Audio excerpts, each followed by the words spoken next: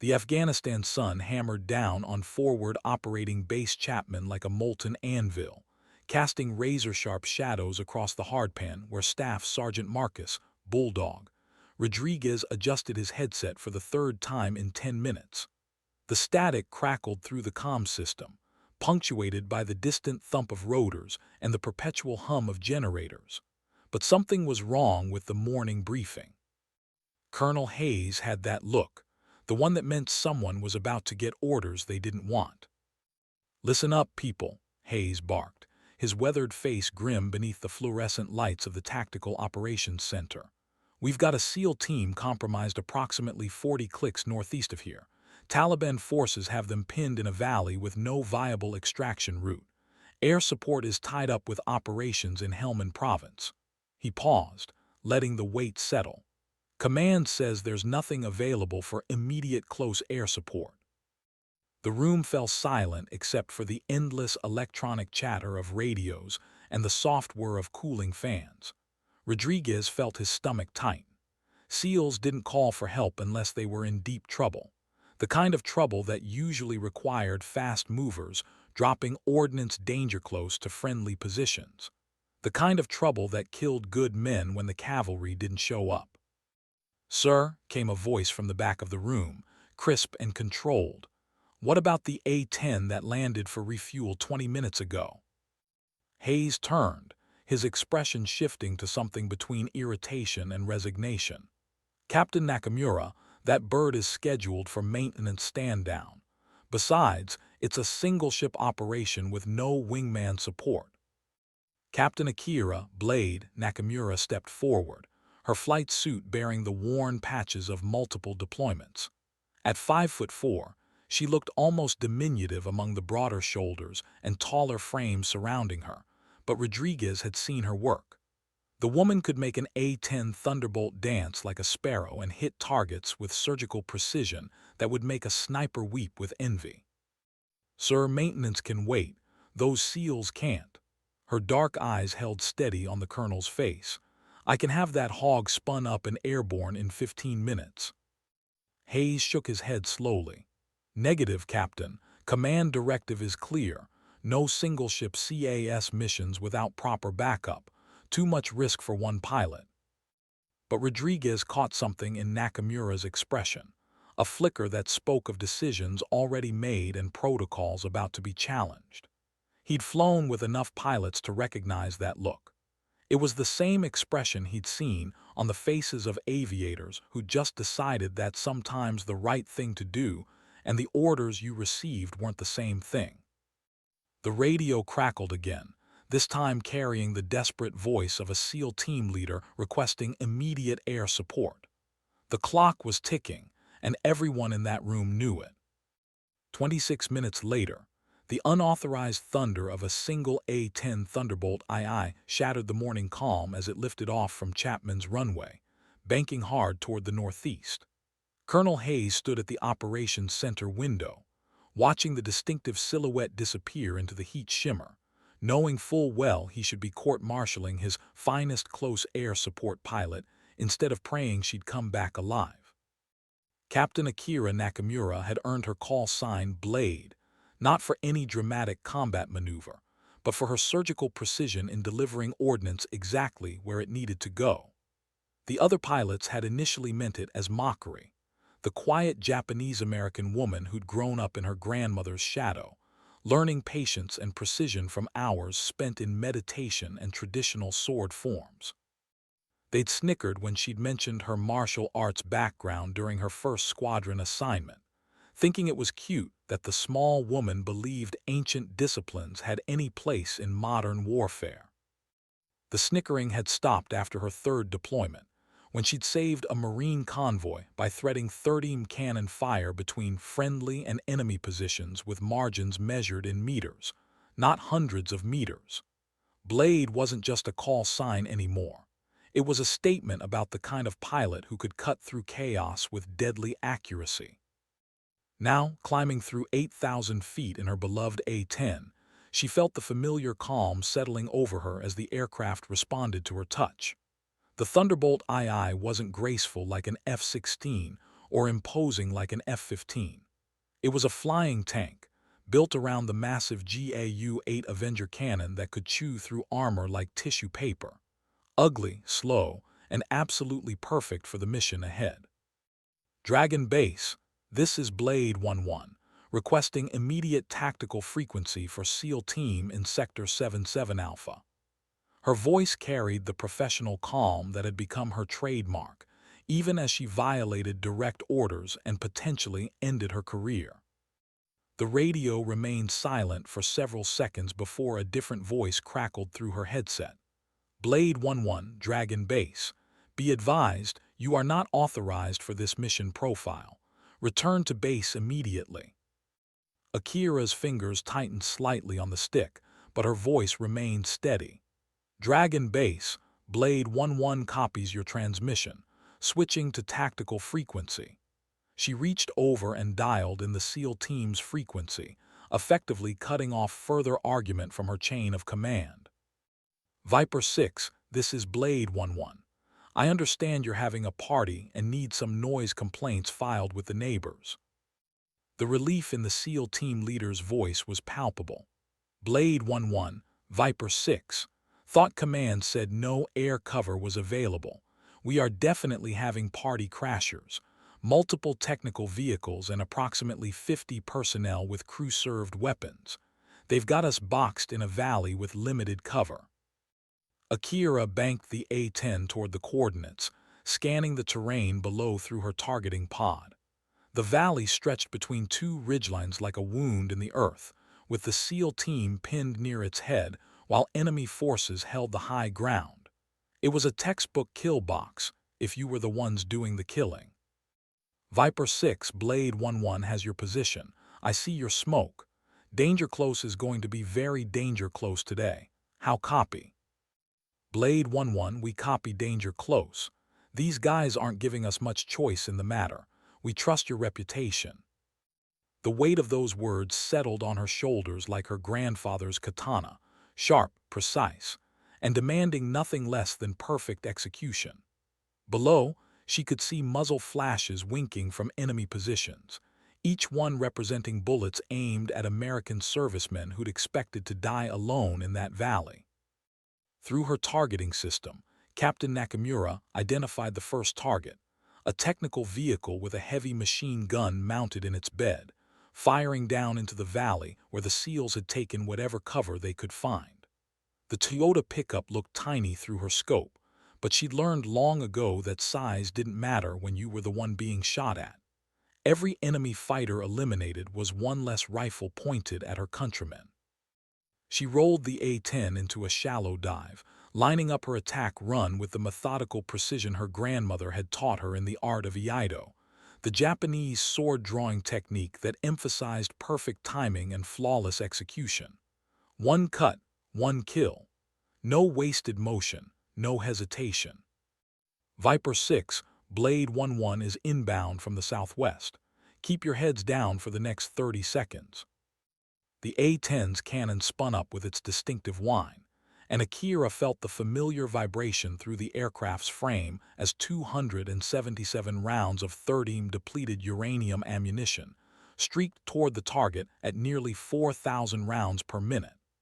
The technical vehicle simply ceased to exist, replaced by twisted metal and a crater that would serve as a warning to the other enemy fighters. But warnings, she knew, only worked on people smart enough to heed them. Good hits, Blade 11. You just made some very bad people have a very bad day. We've got movement on the eastern ridgeline. Looks like they're trying to flank our position. Akira pulled up and banked hard left, her G-suit squeezing as she maneuvered for another attack run. Through her canopy, she could see more muzzle flashes from the eastern ridge, and her threat warning system chirped softly as someone down there tried to paint her with a targeting laser. The A-10 had been built to absorb punishment, with redundant flight controls and armor plating around the cockpit, but that didn't mean she intended to give the enemy any easy shots. Viper 6, I see the movement. Looks like they brought friends to the party. You might want to find better cover while I explain the rules of engagement to our uninvited guests. She could hear gunfire in the background of the SEAL team leader's transmission, sharp cracks of M4 carbines mixing with the deeper bark of enemy AK-47s. These men were fighting for their lives with whatever ammunition they had left, trusting that a pilot they'd never met would somehow tip the balance in their favor. The responsibility felt familiar, like the weight of her ancestors' expectations that had followed her from childhood through the Air Force Academy and into the cockpit of the world's most effective close air support aircraft. Honor was not something you talked about. It was something you lived, one decision at a time. The eastern ridgeline erupted in dust and flame as her second strafing run found its mark, scattering enemy fighters who'd thought themselves safely positioned to outflank the trapped Americans. But Akira knew this was just the beginning. The radio chatter indicated more enemy forces moving toward the valley, and her fuel gauge reminded her that even the most determined pilot couldn't stay airborne forever. Blade 11, Viper 6. That was beautiful work, but we've got more company coming from the north. Looks like a whole convoy of vehicles headed this way. How much gas you carrying? Akira glanced at her fuel readouts and did the mental calculations that every combat pilot learned by heart. Enough for maybe 20 more minutes of combat operations, assuming she didn't have to make too many high-G maneuvers or afterburner climbs. Not nearly enough to deal with an entire convoy plus whatever other enemy forces might be converging on the valley. Viper 6, I've got enough fuel to make this interesting for a while longer, but I'm going to need you folks to be ready to move when I create an opening. This is about to get complicated. She keyed her radio to the base frequency, knowing she was about to make her situation significantly worse from a career standpoint. Dragon Base, Blade 11. I need immediate coordination for emergency resupply or additional air assets to my location. We have American forces in contact, and I am the only air support available. The response came back sharp and angry. Blade 11, you are ordered to return to base immediately. You are in violation of direct orders and creating an international incident by operating without proper authorization. Akira looked down at the valley where muzzle flashes continued to wink like deadly fireflies, where American servicemen were burning through their ammunition in a desperate fight for survival. The choice between following orders and doing what was right had never been clearer. Dragon Base, Blade 11. Unable to comply. I have Americans in contact and am the only available air support. Will RTB when mission is complete. She switched back to the SEAL team frequency, cutting off whatever angry response was coming from her command post. Sometimes being a good officer meant being willing to accept the consequences of doing the right thing, even when those consequences included the end of your career. The convoy appeared on the northern horizon like a line of ants, dust clouds marking their rapid approach toward the valley where the SEAL team was fighting for survival. Through her targeting pod, Akira could count at least 8 vehicles, a mix of pickup trucks and what looked like an old Soviet-era armored personnel carrier bringing up the rear. Each vehicle bristled with weapons and carried fighters eager to claim credit for killing American Special Operations Forces. Viper 6, I count 8 vehicles in that convoy, including what looks like armored support. I'm going to try to break up their party before they reach your position, but you need to be ready to move the moment I give you the word. The SEAL team leader's voice carried the strain of prolonged combat, but his professionalism remained intact. Copy that, Blade 11. We'll be ready. And ma'am, whatever they're paying you, it's not enough. Akira smiled grimly as she rolled into her attack dive, responding to her controls with the solid reliability that had made it the most beloved aircraft among ground forces worldwide. The Thunderbolt II had been designed in the 1970s specifically for this mission, keeping American troops alive by destroying whatever was trying to kill them. Every rivet, every system, every design choice had been made with one goal in mind: bring the boys home. The lead vehicle in the convoy grew larger in her targeting reticle as she approached from the southwest, using the sun's angle to mask her approach until the last possible moment. The fighters in the back of the pickup truck were scanning the sky, but they were looking in the wrong direction. By the time they spotted the distinctive twin-engine silhouette of the A-10, it would be far too late to matter. Her cannon spoke again, and the lead vehicle vanished in a cloud of dust and twisted metal.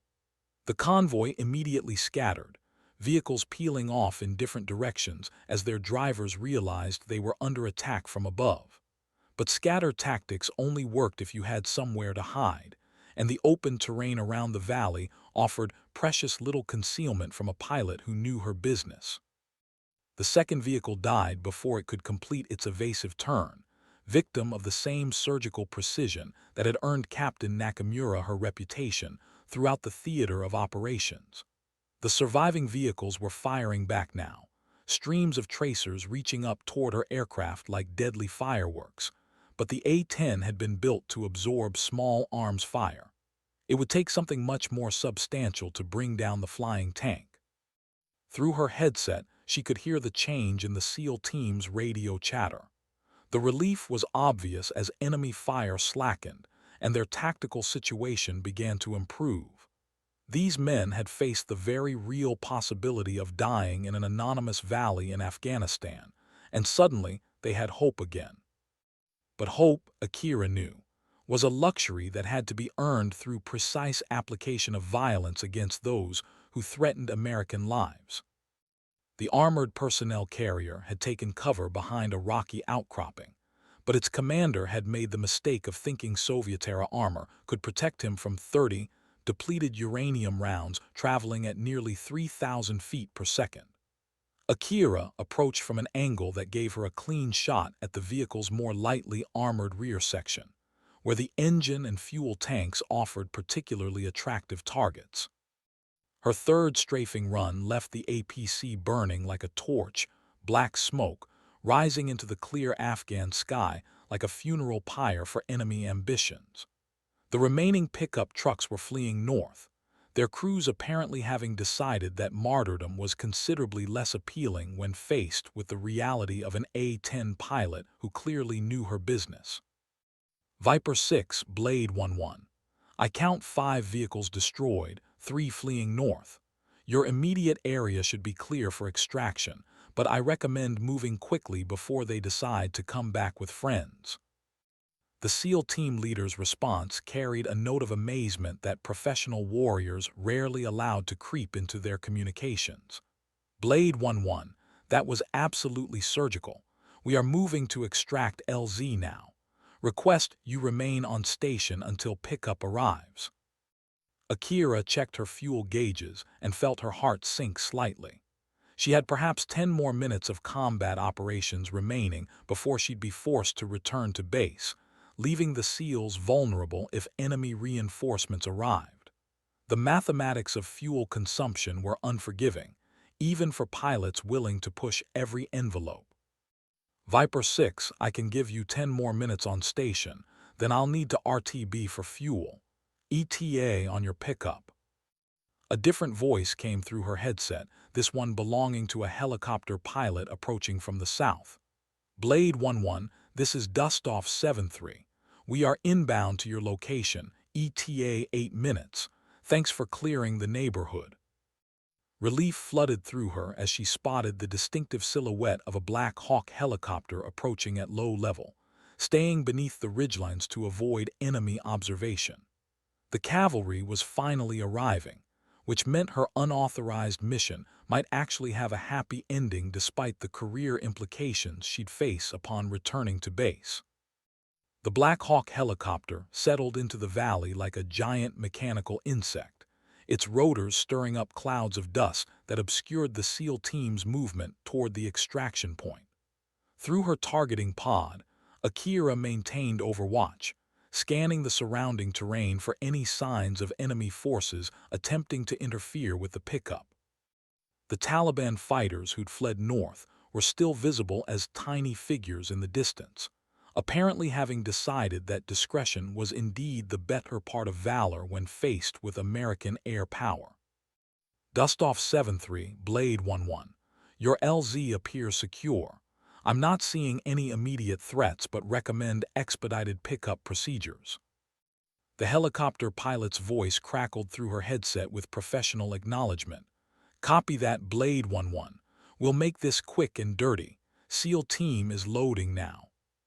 Through her optics, she watched the 8-man SEAL team sprint toward the waiting Black Hawk, their movement disciplined despite their exhaustion. These men had been fighting for their lives in a valley that should have become their tomb, and only the unauthorized intervention of a single A-10 pilot had prevented their names from being added to the memorial wall at Dam Neck. The weight of that responsibility settled on her shoulders like a familiar burden. Every military pilot understood that their primary mission was bringing their fellow Americans home alive, but understanding it intellectually and living it in practice were entirely different experiences.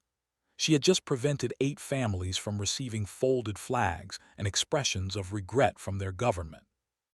"Blade 11, Viper 6, came the SEAL team leader's voice as his men completed their boarding procedures. "We are secure and ready for extract. Ma'am, I don't know what they're going to do to you when you get back to base, but you saved 8 American lives today. That's something you can take to the bank." Akira felt moisture gathering in her eyes, though whether from emotion or the dry Afghan air she couldn't say. "Viper 6, just doing my job. Get your boys home safe." The Black Hawk lifted off with its precious cargo, banking south toward the relative safety of friendly territory. Akira maintained her orbit until the helicopter disappeared beyond the southern ridgeline, then turned her own aircraft toward Chapman and whatever consequences awaited her there. Her fuel gauges showed critical levels, but she'd managed to complete the mission without having to declare an emergency.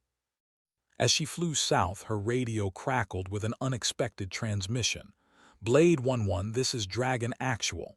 Colonel Hayes' voice carried a tone she couldn't quite interpret. "RTB immediately for debrief. And Captain, well done." The simple phrase carried more weight than any formal commendation could have conveyed. Her commanding officer, the man who should have been preparing her court-martial paperwork, had just acknowledged that sometimes following orders and doing the right thing were mutually exclusive concepts.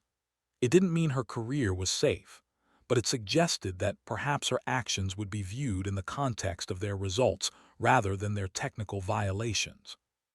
Forward Operating Base Chapman appeared ahead like a collection of tan buildings shimmering in the heat, the runway stretching out to welcome her home after a mission that had lasted less than 2 hours but felt like a lifetime. As she approached the pattern, Akira could see vehicles gathered near the flight line, more than would normally be present for a routine landing. Word of her unauthorized mission had apparently spread throughout the base. She brought the A-10 down with the gentle precision that characterized all her flying, the aircraft settling onto the runway with barely a chirp from the tires. As she taxied toward the ramp, she could see the faces of ground crew members and fellow pilots gathered to watch her arrival. Some looked worried, others impressed, but all recognized they were witnessing something that would become part of squadron lore. The engines spooled down with their characteristic whine, and suddenly the cockpit felt very quiet. Through her canopy, she could see Colonel Hayes approaching with several other officers, their expressions unreadable in the harsh Afghan sunlight.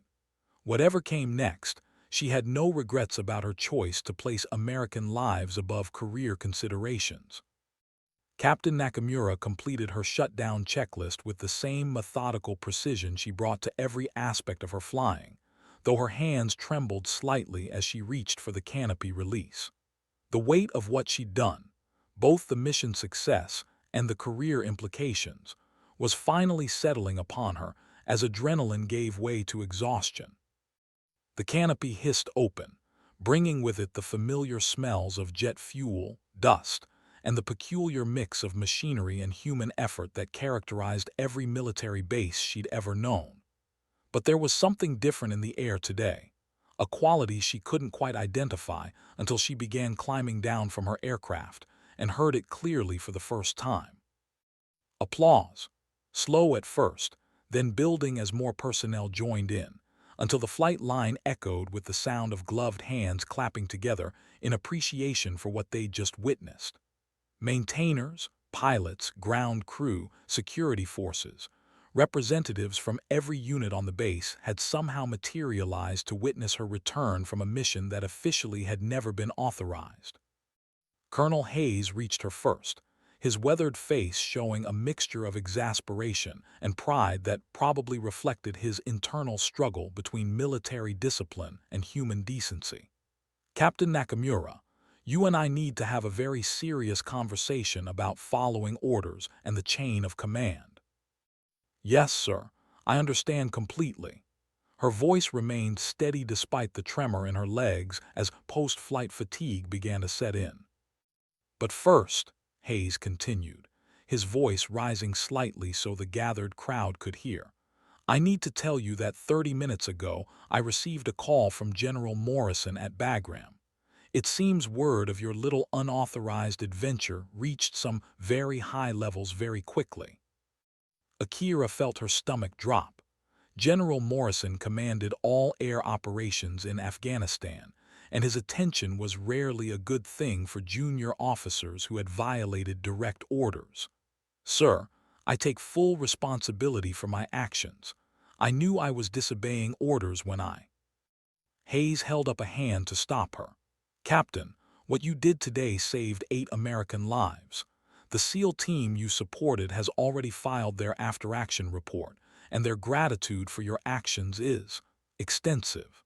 General Morrison wanted me to convey that while your methods were irregular, your results were exemplary." The crowd's applause grew louder, and Akira felt tears beginning to form despite her efforts at military composure. She had prepared herself for court-martial proceedings, not commendation. "There will still be paperwork," Hayes continued with a slight smile. "Lots of paperwork, but it won't be the kind that ends careers. The kind of pilot who can thread 30 rounds between friendlies and enemies with margins measured in meters is too valuable to lose over procedural violations." Someone in the crowd called out "Blade," and the chant was quickly taken up by others until her call sign echoed across the flight line like a battle cry. These men and women understood that they had witnessed something special, a pilot willing to risk everything to bring Americans home alive. Later that evening, in the quiet of her quarters, Captain Akira Nakamura sat on her narrow bunk and penned a letter to her grandmother in California. The old woman had survived the internment camps of World War II and raised a son who became an Air Force mechanic, who in turn raised a daughter determined to prove that honor knew no gender boundaries. "Dear grandmother," she wrote in her careful script, "today I remembered everything you taught me about precision, honor, and the importance of doing what is right even when it is difficult. 8 American families will not receive visits from casualty notification officers because I chose to act rather than wait for permission. I hope this would make you proud." She sealed the letter knowing it would never fully convey the weight of what had transpired in that Afghan valley, or how the lessons learned in a small California dojo had translated into life-or-death precision at 30,000 feet. Some things could only be understood by those who had faced similar choices and found the courage to act according to their conscience rather than their career interests. The base had grown quiet around her, but through her window she could see the flight line where her A-10 sat parked among the other aircraft. Tomorrow there would be another mission, other Americans who might need the precision and dedication she had spent years perfecting. Tonight, though, she allowed herself the luxury of knowing that 8 families would not be grieving because one pilot had chosen honor over orders. 3 weeks later, the story had taken on a life of its own throughout the military community in Afghanistan. Every telling seemed to add new details, some accurate and others enhanced by the natural tendency of military folklore to grow in the telling. But the core elements remained constant.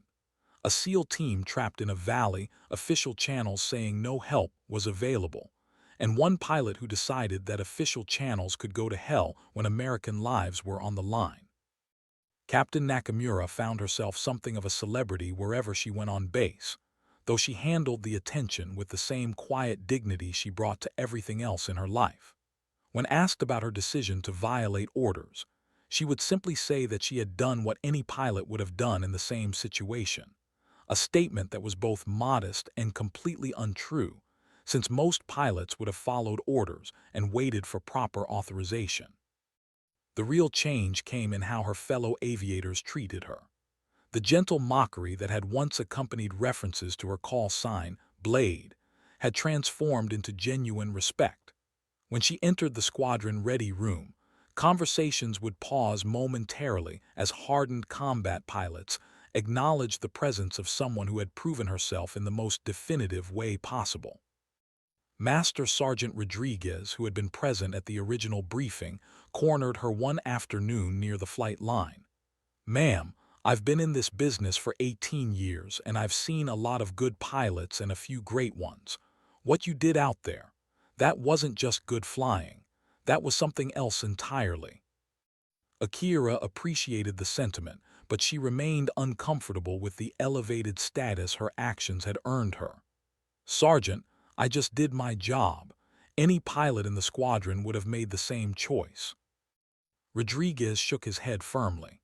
"Ma'am, with all due respect, that's not true and you know it. Half the pilots in this squadron wouldn't have had the balls to disobey direct orders, and the other half wouldn't have had the skill to pull off what you did once they got there. You didn't just save those SEALs, you showed all of us what it means to be a military aviator." The conversation was interrupted by the approach of a Humvee carrying personnel from the Special Operations Compound. As it stopped nearby, 8 men in civilian clothes climbed out, their faces tanned and their eyes holding the particular alertness that marked them as members of America's most elite military units. The SEAL team leader, a compact man with graying temples and scars that spoke of many deployments, approached with the easy confidence of someone accustomed to moving through dangerous situations. "Captain Nakamura, I'm Chief Petty Officer Williams, Viper 6. My team and I would like to have a word with you if you have a moment." Akira felt her pulse quicken slightly, though she couldn't say whether from nervousness or pride. These men represented the absolute pinnacle of military professionalism, and their opinion carried weight that transcended normal rank structures. "Of course, Chief, what can I do for you?" Williams gestured toward his men, who had formed a loose semicircle around them. "Ma'am, we wanted to thank you properly for what you did for us out there. We also wanted to give you something." He reached into his pocket and withdrew a small metal object that caught the afternoon sunlight. As he handed it to her, Akira realized she was looking at a SEAL Team Trident, the warfare insignia worn by naval special warfare operators. But this one was different, smaller, clearly not an official uniform item. "Ma'am, this is a miniature trident that we had made in the base metal shop. It's not official, and you can't wear it on your uniform, but we wanted you to have something that represents our appreciation for what you did. In our community, we have a saying, 'The only easy day was yesterday.' You made our hardest day survivable, and that's something we won't forget." Akira accepted the small metal insignia with hands that trembled slightly despite her efforts at composure. The trident was warm from William's pocket, and she could see the careful craftsmanship that had gone into its creation. Someone had spent considerable time and effort creating this token of appreciation. "Chief, I don't know what to say. This means more to me than you can know." Williams nodded solemnly. "Ma'am, you gave us our lives back when everyone else said help wasn't coming. That kind of debt doesn't get repaid with words. If you ever need anything, and I mean anything, you've got 8 brothers who will move heaven and earth to make it happen." As the SEAL team departed, Akira stood holding the miniature trident and feeling the weight of recognition from men whose respect was earned only through demonstrated courage under fire.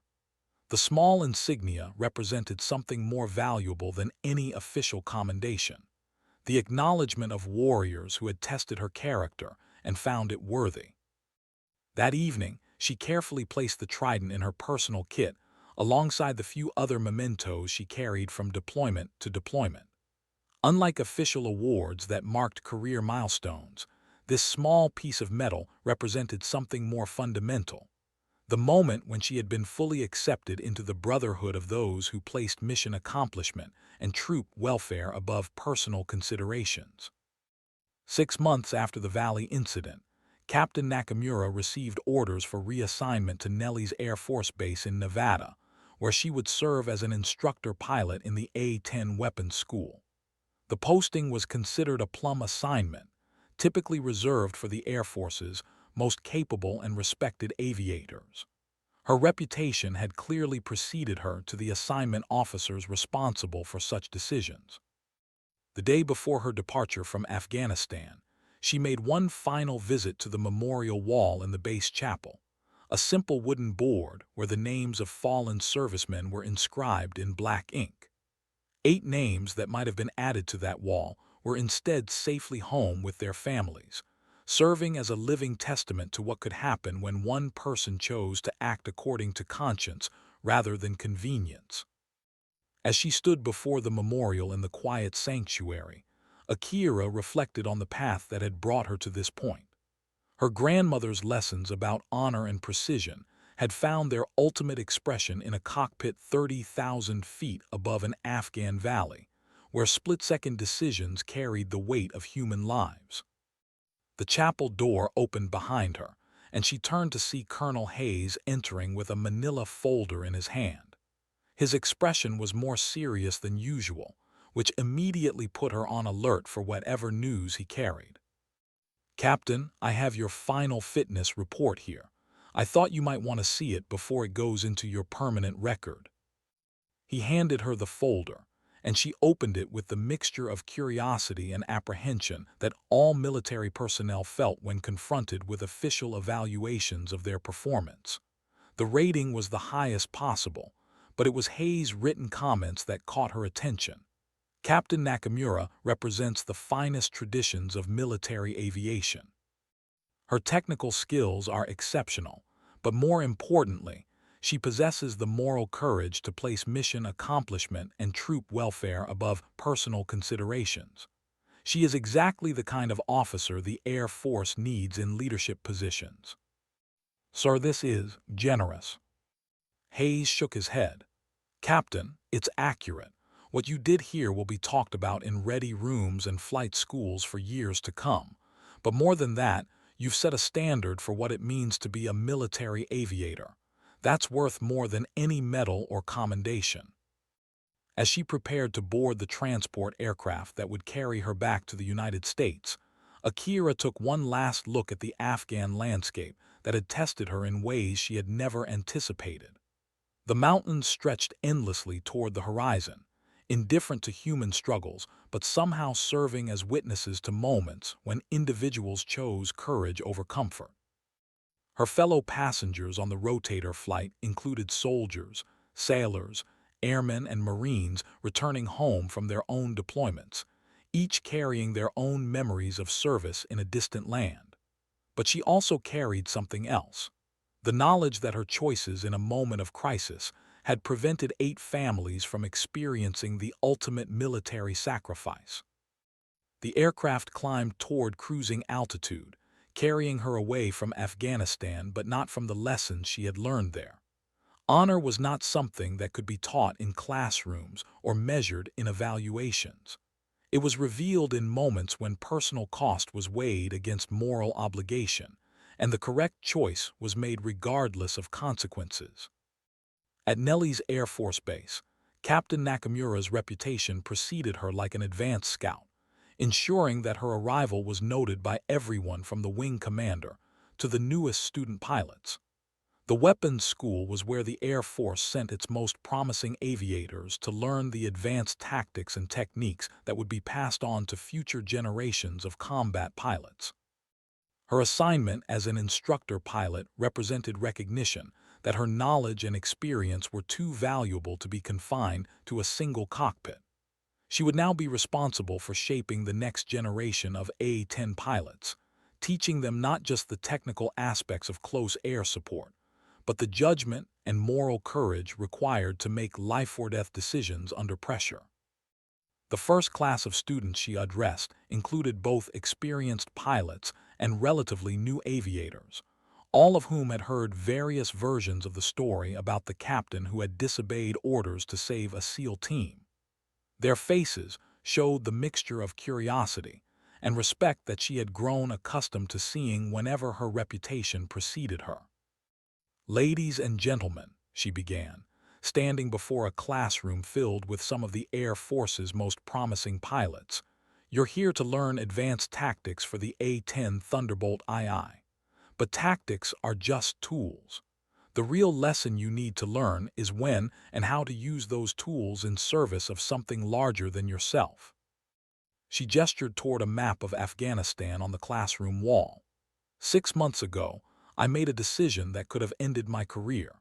I chose to violate direct orders because American lives were at stake and official channels were failing them.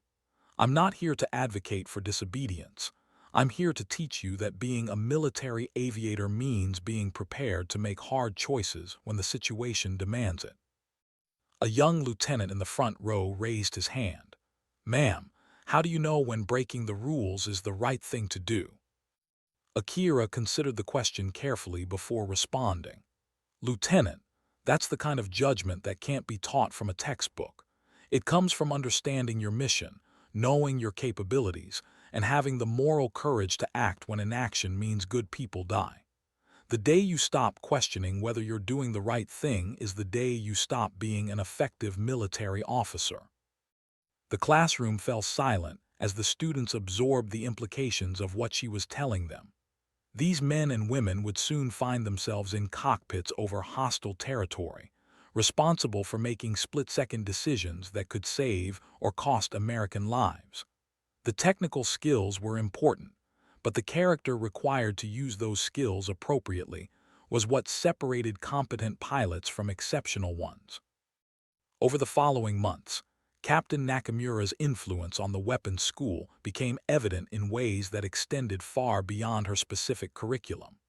Students began approaching tactical problems with a more nuanced understanding of the relationship between rules and results, recognizing that military effectiveness sometimes required the wisdom to know when conventional approaches were insufficient. Her classroom discussions,